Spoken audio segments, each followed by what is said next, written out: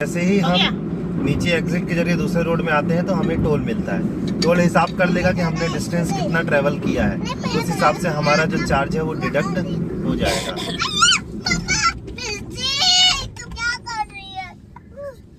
अब हम लोग वापस नागपुर की तरफ निकलते हैं।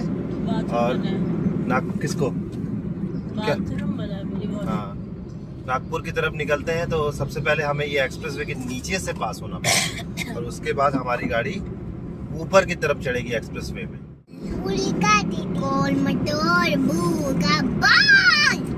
तो वापस दोस्तों हम लोग इस एक्सप्रेसवे में आ गए हैं फिर से अगेन, और हमारी जर्नी स्टार्ट हो रही है नागपुर की तरफ। 81 किलोमीटर के आसपास का सफर हमारा रहा, क्योंकि काफी अच्छा रहा। काफी कम समय में हमने पूरा कर दिया। बाकायदा हम लोग अब एक्सप्रेसवे में आ चुका है। नागपुर तक कुल डिस्टेंस 104 किलोमीटर बता रहा है, जो कि है भी। हमने वो डिस्टेंस तो 0 पॉइंट से लिया था, वर्धा 31। चलिए अब हमारी गाड़ी फिर से तैयार हो चुकी है। दोस्तों हमारी गाड़ी आगे बढ़ चुकी है और हम नागपुर की तरफ निकल रहे हैं। अगर आपने पहला वाला ब्लॉग नहीं देखा है तो उसको देख लीजिएगा। जस्ट हम लोग ये अरवी वाले जो एंट्री पॉइंट है वहाँ से स्टार्ट कर रहे हैं। 104 किलोमीटर लगभग नागपुर पड़ता है। गाड़ी की स्पीड लगभग 110 किलोमीटर पर आवर की स्पीड से हम चल रहे हैं। 120 तक जाया जा सकता है इस रोड पर। तो ये देखिए कितने खूबसूरत तरीके से सारे डिस्टेंस लिखे हुए हैं। 102 नागपुर, वर्धा 29 किलोमीटर। तो दोस्तों ये है जानवरों के लिए ओवरपास। जैसा कि आप दिखा रहे हैं ऊपर से जानवर क्रॉस हो रहे हैं। हमारी गाड़ी 110 की स्पीड से लगभग चल रही है और उसी तरीके से आपका 120 से ऊपर नहीं जाना चाहिए इस रोड पर। बहुत कंफर्टेबल लगता है 120 चलने में, उससे ऊपर मत जाइए। टायरों पे प्रेशर आता है। 110, 100, 120 के आसपास चलते रहिए।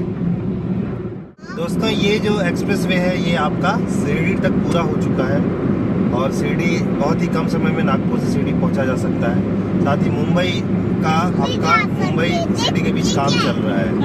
इस एक्सप्रेसवे में दोस्तों अगल बगल फेंसिंग है, कंक्रीट की फेंसिंग की गई है जो कि काफ़ी ड्यूरेबल है। और साथ ही कोई भी इसमें आ नहीं सकता, जानवर हो गया हो गए। प्रॉपरली एक्सेस दिया है जानवरों के लिए भी और ह्यूमन के लिए। अगर एक गांव से दूसरे गांव क्रॉस करना डक्ट दिया गया है, साथ ही सर्विस रोड दिया गया है उनके लिए। तो ये सब सारी सुविधाएं इस आधुनिक एक्सप्रेसवे में है।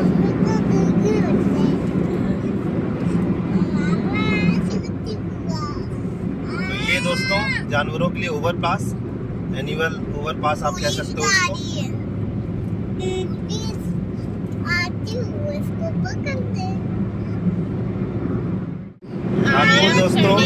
नागपुर दोस्तों 92 किलोमीटर अभी बचा है। पार्ट 1 में जो दोस्तों वीडियो बना है उसमें हम लोगों ने बताया 81 किलोमीटर 50 मिनट में। अभी करेक्ट 1 घंटा हो रहा है। अगर हम उस डिस्टेंस को जोड़ लें तो लगभग वो डिस्टेंस आपका 100 किलोमीटर हो गया। यानी कि हम 1 घंटे में 100 किलोमीटर की दूरी तय की है इस एक्सप्रेसवे में। रियली गडकरी साहब को बहुत बहुत धन्यवाद। उन्होंने कहा भी था कि हम मुंबई से नागपुर 7 से 8 घंटे में पहुंचा देंगे। लगभग हमारी जो जर्नी है 1 घंटे में 1 घंटे में 100 किलोमीटर के आसपास पूरी हो चुकी है।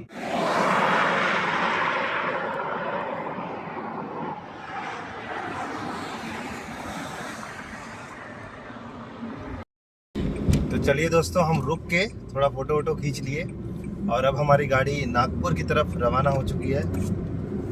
और काफ़ी अच्छा स्मूथ रोड, कंटिन्यू उसी स्पीड से गाड़ी चलती है।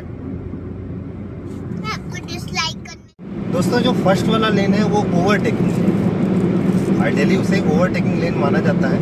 और बीच वाले लेन में आप अपने स्पीड के अनुसार चल सकते हैं जैसी आपकी गाड़ी है। और ओवरटेक करते समय फर्स्ट लेन का यूज़। और थोड़ी अगर स्पीड स्लो है तो आपको तीसरे लेन में। अच्छा मज़े की बात है, स्पीड स्लो क्या होगी 90, 80, 70 ये स्पीड स्लो कहलाएगी। और बीच वाले लेन में लगभग 100 के ऊपर आपको चलना चाहिए। सभी गाड़ियाँ उसी स्पीड से आसपास चल रही है। ये दोस्तों बहुत कंफर्ट तरीके से 120 की स्पीड से ये गाड़ी चल रही है अभी मेरी। मैं उससे ज़्यादा आगे नहीं बढ़ाऊँगा। गाड़ी हमारी 120 की स्पीड से चल रही है। तो दोस्तों ये है आपका वर्धा रोड का एग्जिट पॉइंट जो कि आपको दिखाई दे रहा है। यहाँ से वर्धा 8 किलोमीटर है। यहाँ से आपको लेफ्ट साइड एग्जिट होना पड़ेगा। नागपुर है 81 किलोमीटर। चलिए हमारी गाड़ी आगे बढ़ चुकी है। अब ये मेरे को NH 647 आपको मिलता है यहाँ पर। नहीं हम जा रहा। तो वर्धा के लिए आप यहाँ से लेफ्ट साइड मुड़ सकते हैं। और दोस्तों साइड साइड में रोड मेंटेनेंस होना ज़रूरी है। जैसे यहाँ पानी डाला जा रहा है तो बाकायदा आपको पहले से गार्ड लगा दिया जाता है, इससे समझ में आ जाता है कि उस लेन पे नहीं जाना है। रियली दोस्तों बचपन में हम देखते थे फ्री वे फॉरेन कंट्रियों का, आज हमारे देश में भी ये सब सारी चीज़ें आ गई हैं। रियली फ्री वे जैसा फील हो रहा है। और एक्सेस कंट्रोल हाईवे, आपको टेंशन ही नहीं होता कि कोई बीच में आ जाएगा। हाँ, सावधानी रखना ज़रूरी हो जाता है, बाई चांस कभी जानवर बंदर या ये सब आ सकते हैं, बट फिर भी पूरा एक्सेस कंट्रोल, अगल बगल पूरा बाउंड्री बनाई गई है, वो बड़ी खूबसूरत है। हो सके तो मैं आपको वो एक्सेस कंट्रोल बाउंड्री दिखाता हूँ। ये आई थिंक आप देख पा रहे होंगे, मुझे तो दिखाई दे रहा है, थोड़ा सा कैमरा को मैं एडजस्ट करता हूँ। ये साइड में आपका बाउंड्री है एक्सेस कंट्रोल के लिए, ताकि कोई घुस ना पाए यहाँ पर। दोस्तों ये कीप हेडवे का मतलब होता है कि दो गाड़ियों के बीच 200 मीटर से ज़्यादा का अंतर रखिए आप। 200 मीटर मतलब काफ़ी ज़्यादा होता है, बट स्पीड इतनी ज़्यादा है गाड़ियों की कि आपको वो अंतर भी कम लगेगा। कोई गाड़ी आगे है तो उससे इतनी दूरी बना के रखिए आप। अभी गाड़ी हमारी 120 किलोमीटर पर आवर की कंटिन्यू स्पीड में चल रही है। 110, 120, 110, 120 ऐसा कभी लग नहीं रहा है यहाँ पर इस एक्सप्रेसवे में कि धीमे किया जाए, लेकिन फिर भी सावधानी रखना बहुत ज़रूरी है। 120 से ऊपर मत जाइए। ये देखिए 120 का इंस्ट्रक्शन इस एक्सप्रेस वे में। अभी हम लोग जो सफ़र कर रहे हैं वो नागपुर की तरफ कर रहे हैं। नागपुर तक 67 किलोमीटर बचा है आपका।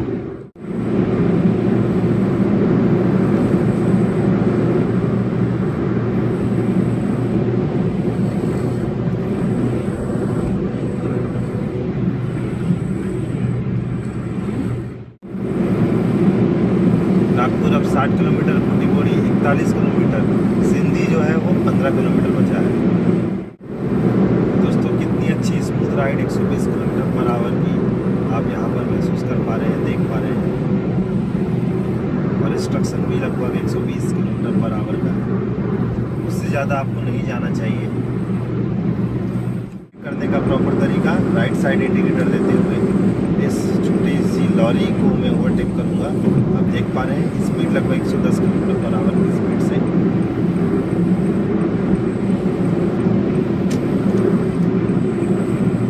और इंडिकेटर देते हुए आपका बीच वाले लेन में आ जाऊँगा। नागपुर दोस्तों 54 किलोमीटर, बुटीबोरी 35 और सिंधी 9 किलोमीटर।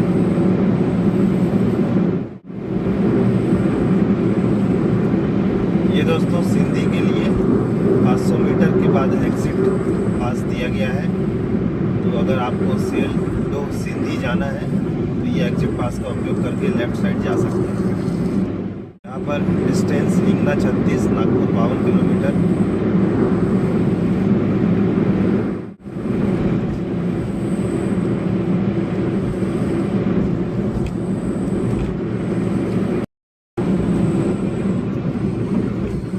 ये है दोस्तों कंक्रीट की ग्रीन ब्लॉक। कोई नदी नाला क्रॉस होता है तो वहाँ पर इसका यूज़ हो रहा है। तो इस तरीके से दोस्तों बुटीबोरी जो है MIDC Butibori 14 kilometre, Nagpur 43 kilometre बचा है। पता ही नहीं चल रहा कि कितनी जल्दी नागपुर आ जाए। हम लोग दोस्तों अभी 144 किलोमीटर चल चुके हैं।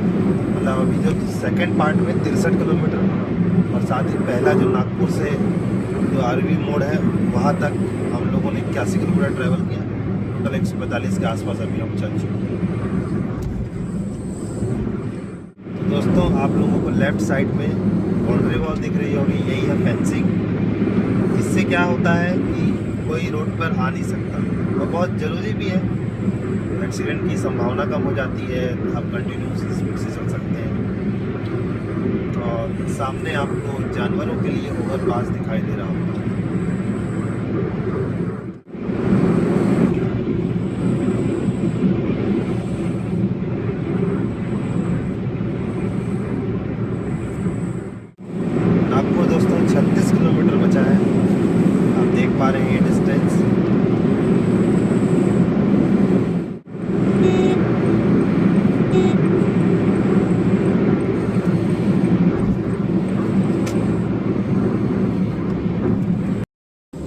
हमारी गाड़ी इस टोल बूथ से आगे निकल गई है। नागपुर से लगभग आप अगर 0 पॉइंट से पकड़ें तो ये आपका 20-22 किलोमीटर दूर है ये टोल बूथ।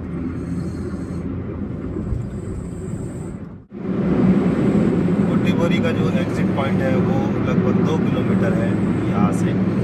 2 किलोमीटर के बाद आप बोरी की तरफ जा सकते हैं। ये अभी हम जो ट्रैवल कर रहे हैं ये मुंबई नागपुर की तरफ कर रहे हैं एक्चुअली।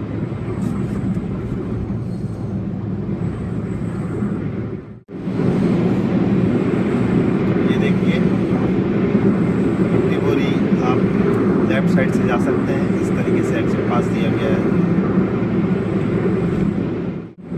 बस दोस्तों कुछ ही समय में हम पहुंचने वाले हैं आपका 0 पॉइंट, जहां से हमने अपने सफ़र की शुरुआत की थी पार्ट 1 में।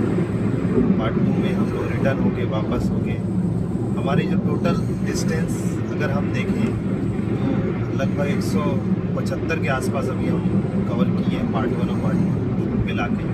ये दोस्तों लगभग जो हमारी दूरी हमने कंप्लीट की वो लगभग 165 किलोमीटर डिस्टेंस के आसपास, और जो टोटल ट्रैवल टाइम लगा वो हमारा लगा 1 घंटा 50 मिनट। अब आप समझ सकते हैं कि एवरेज कितना आया। तब 165-70 किलोमीटर के आसपास हम लोगों ने कवर किया और 1 घंटा 50 मिनट में गाड़ी पूरा डिस्टेंस कवर हो गया। साथ ही बीच में हम फ़ोटो के लिए रुके भी थे। तो इस तरीके से एवरेज आप समझ सकते हैं। जाते हुए 100 के आसपास, लौटते हुए लगभग थोड़ा कहीं रुक गए थे तो 90 के आसपास। तो ये है 0 पॉइंट। इस तरीके से आप देख रहे हैं गोल चक्कर। नागपुर से इसकी स्टार्टिंग है। लेफ़्ट साइड आप अमरावती जा सकते हैं और सीधा हिंगना तरफ जो कि नागपुर में आता है। हम NH7 का यूज़ करेंगे क्योंकि वो ज़्यादा हमारे लिए कन्वीनियंट है। तो गाड़ी हमारी राइट साइड मुड़ रही है। ये है नागपुर का 0 पॉइंट।